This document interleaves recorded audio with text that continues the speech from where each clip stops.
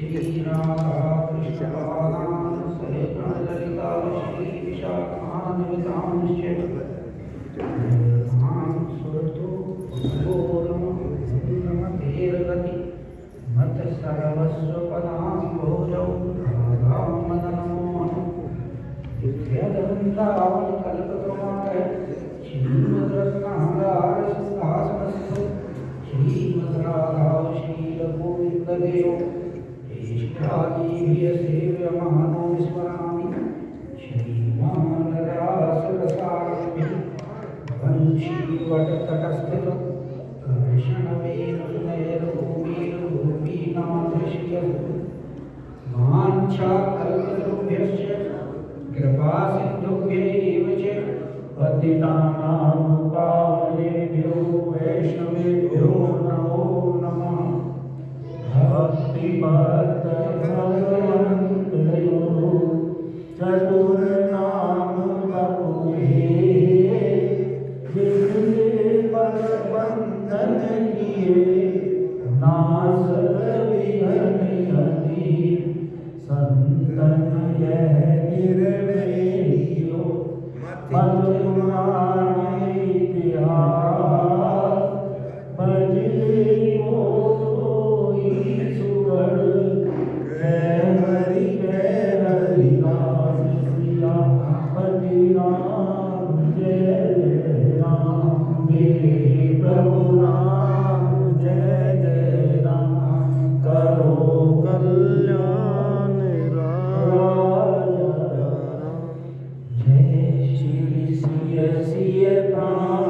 प्रिय सुषमा शील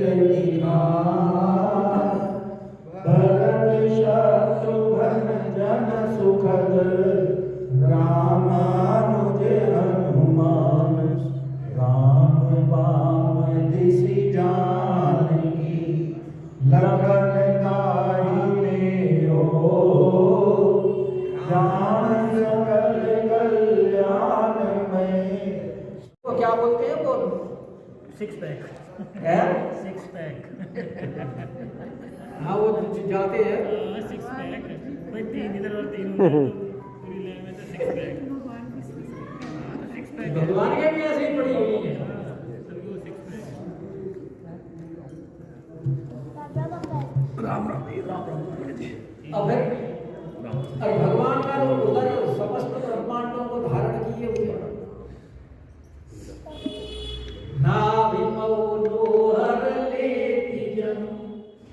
और भगवान की जो सुंदर नाभि है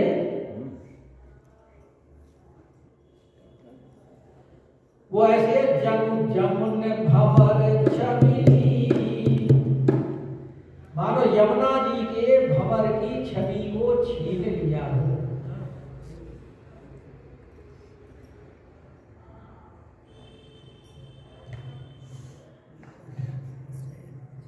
क्योंकि जमुना जी भी तो श्याम रंग की है।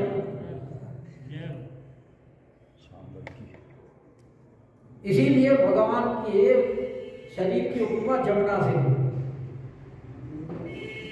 उत्तरी नहाए जमुन जल जो शरीर सम श्याम।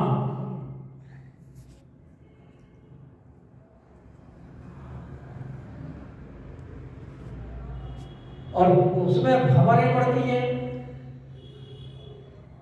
लेकिन भंवर क्या है, एक उठती है एक गिरती है, एक उठती है एक गिरती है, एक समान नहीं रहती। इसीलिए यहाँ भगवान की जो नाभि की उपमा छवि से दी है, इसमें उतार चढ़ाव नहीं आ रहा।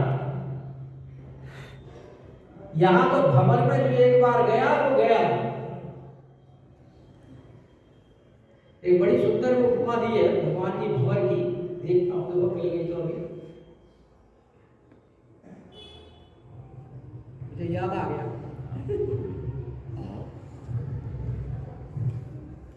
पड़ेगी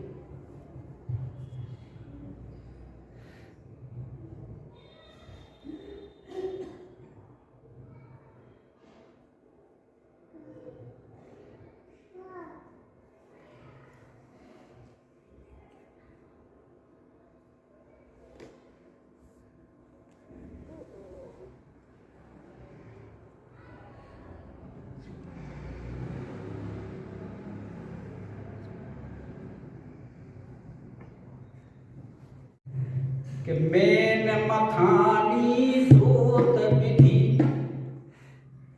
और कुंड कूप रस भार भंवर विवर छवि रूप को नाभि गुफा सिंगार। अर्थात कामदेव की मथानी, मेन मथानी, दोत विधि, ब्रह्मा की दवात के साथ उपमा दी है। तो ये एक ही दोहे में कितनी सारी उपमा दे दी है।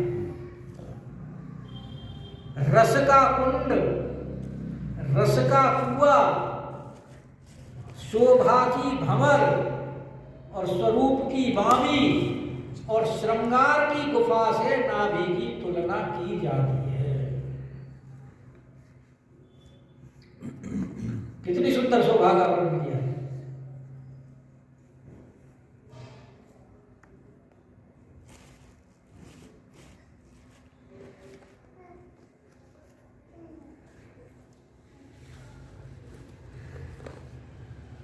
आगे वर्णन करते हुए कहते हैं कि पत्र राजीव बरणी नहीं जाई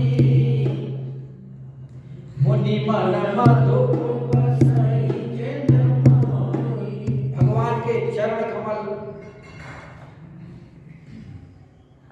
जिनका वर्णन नहीं किया जा सकता, क्योंकि सब कुछ तो भगवान के चरण कमल में ही है। भगवान के चरण कमल जिनको मिल गए, समझ लो भगवान के नाम रूपी नौका, भगवान की चरण रूपी नौका, क्योंकि भक्ति से ही तो भगवान के चरण मिलेंगे। इसीलिए मुनि मन मधुप बसई जिन माई। समस्त ऋषि मुनि भगवान के चरणारविंद का ही ध्यान करते रहते।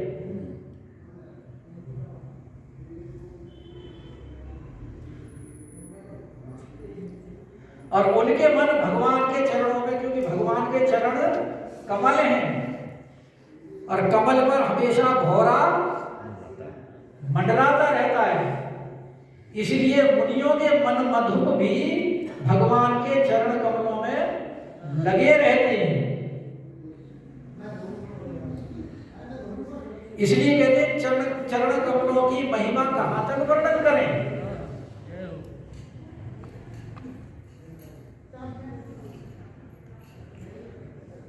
और भगवान अकेले ही नहीं आए, अब तक तो भगवान के रूप सौंदर्य के दर्शन कर रहे थे। आदिशक्ति भी आई।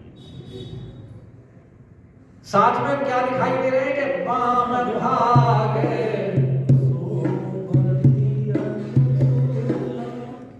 बाएं भाग में शोभायमान हो रही है। और वो भी क्या है? अनुकूला। अनुकूला का तात्पर्य जैसा भगवान की एक एक छवि अद्भुत है,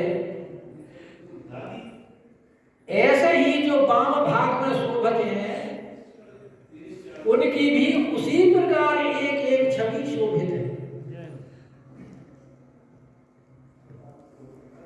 अगर भगवान के नेत्र अद्भुत हैं तो उनके भी अद्भुत है।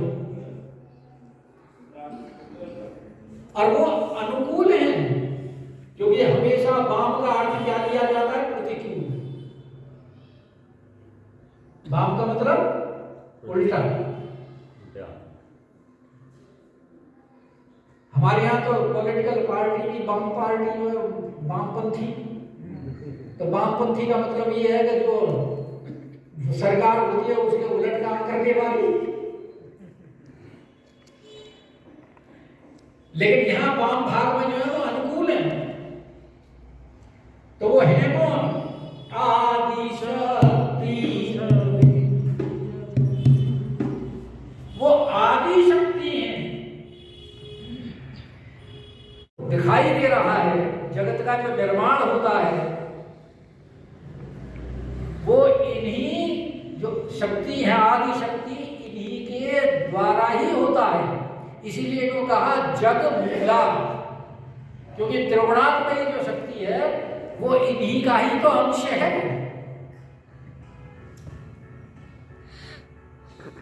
जगत में है जो ये जितना भी दिखाई दे रहा है, रजोगुण, स्तमोगुण, सतोगुण, वो त्रिगुणात्मक शक्ति इन्हीं से ही उत्पन्न होती है। इसीलिए ये आदि शक्ति है और जग की मूल है।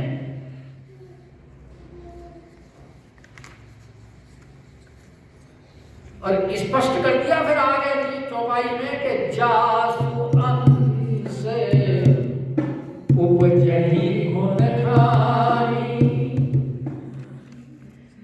कि भगवान जितने भी अवतार भगवान के होते हैं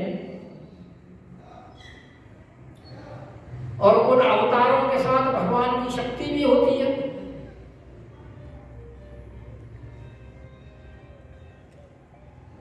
अगर विष्णु का अवतार है तो लक्ष्मी, ब्रह्मा का है ब्रह्माणी, ब्रह्मा का है तो ब्रह्माणी, शंकर जी का है उमा, शंकर जी का है तो उमा, इंद्र का है तो इंद्राणी, कुबेर का है तो कुबेराणी है,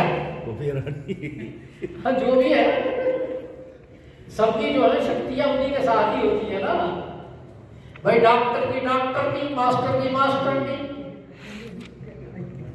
वकील की वकीलनी और सेठ की सेठानी,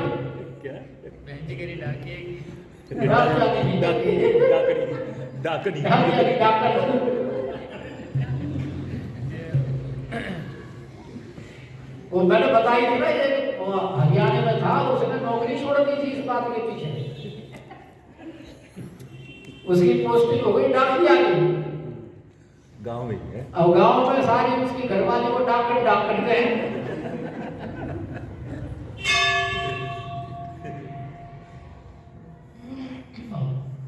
तो उसने अपने घरवाले को कहकर के उससे नौकरी छुड़वा दी, क्योंकि हम और कुछ कर लेंगे लेकिन डॉक्टर कहलाना पसंद नहीं है।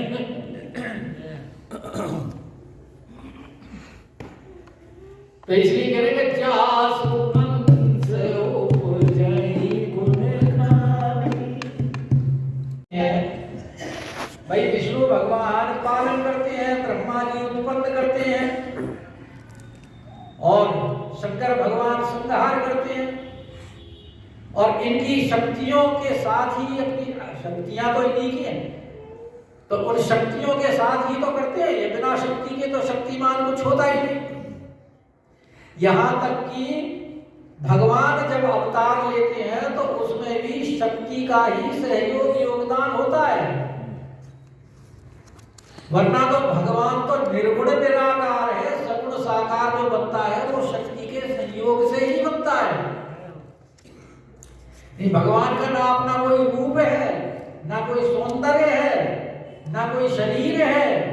ये शरीर कहां से सम्मिलता है? ये संगनी, संवित और आह्लादनी जो प्रमुख शक्तियां हैं, ये सब उनके माध्यम से प्राप्त होता है। तो इसलिए जो ये भ्रकुटी विलास जासु जब हुई, जो भ्रकुटी के विलास से संसार उत्पन्न होता है और संसार का पालन होता है और फिर लय होता है, ये सब किसके द्वारा होता है? इन सब शक्तियों की मूल कौन है जो प्रकट हुए हैं? कौन? राघवेंद्र सरकार राम। राम राम सीता सोई, ये वही राम जी की शक्ति सीता जी है जो इनके वाम भाग में विराजमान है।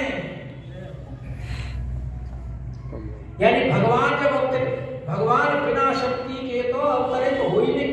होंगे कैसे? किस स्वरूप से होंगे? स्वरूप का प्रदान करने वाली तो शक्ति ही है।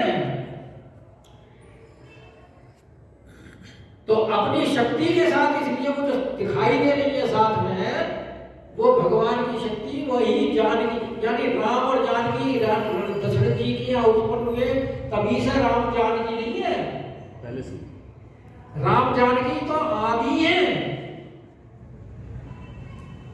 जैसे शंकर भगवान के ब्याह में और गणेश जी का पूजन हुआ तो गणेश जी तो शंकर भगवान के पुत्र हैं। तो लोग कहेंगे अगर गणेश जी का पूजन कैसे हो गया शादी में, तो गणेश जी आदि हैं। गणेश जी भी ये नहीं है कि शंकर भगवान की शादी के बाद में गणेश जी हुए। ऐसे ही राम और सीता ये आदि हैं। इसलिए ये भ्रम नहीं रहना चाहिए कि राम, इनके लिए छवि निधि कहा है। क्यों है छवि निधि और छवि समुद्र दोनों के लिए क्यों कहा है?